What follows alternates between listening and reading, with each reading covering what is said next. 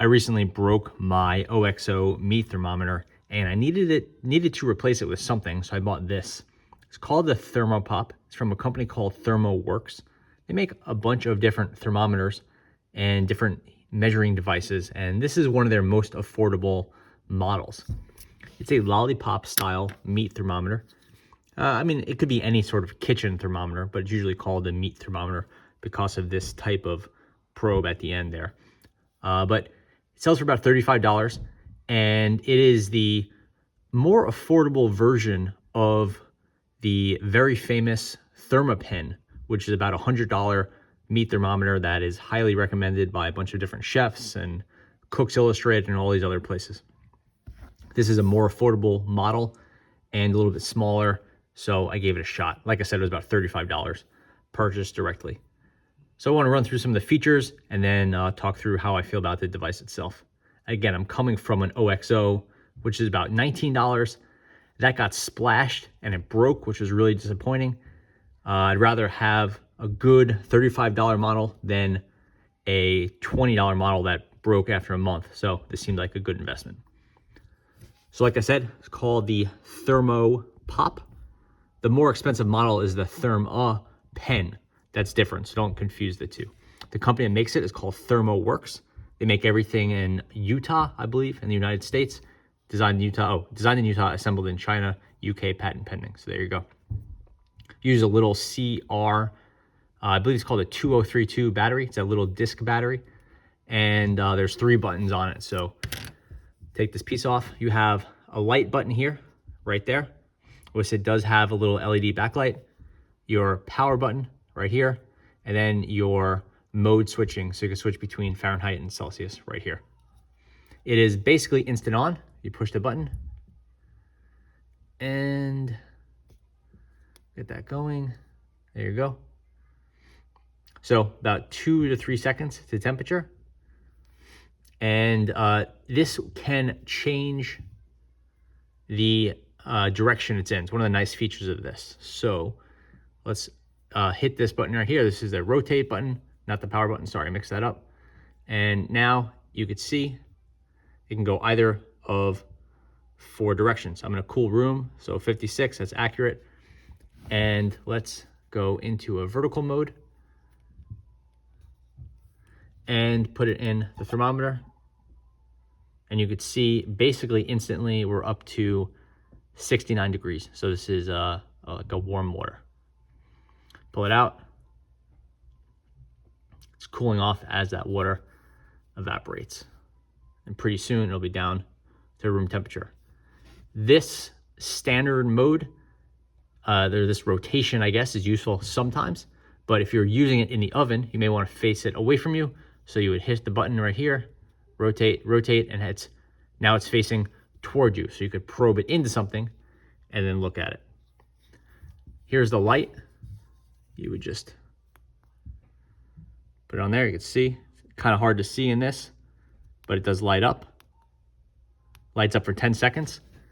The device has a auto off. So after 10 minutes, it turns off. And I believe the battery is good for about 3,000 hours.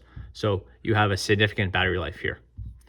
So while you can trigger it by turning on with the light button, you can't turn it off like that. It just turns itself off.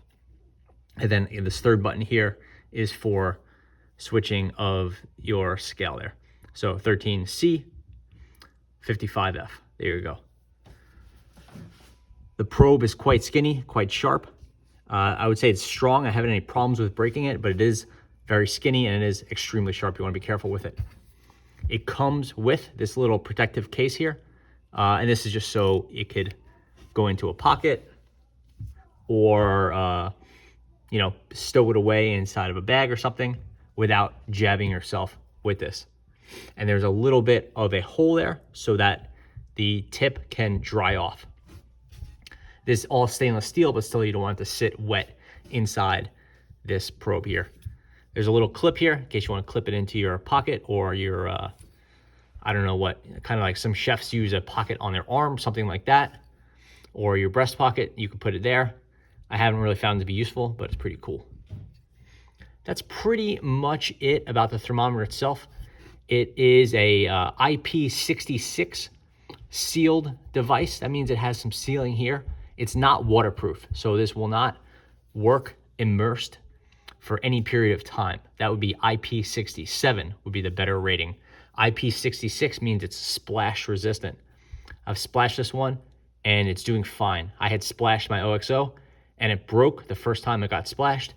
This one has stood up to the same, but if you drop it in a pool of water and you don't get it out immediately, it will break. You would need IP67 for it sitting in any amount of water for any amount of time, particularly if it were to go into any depth.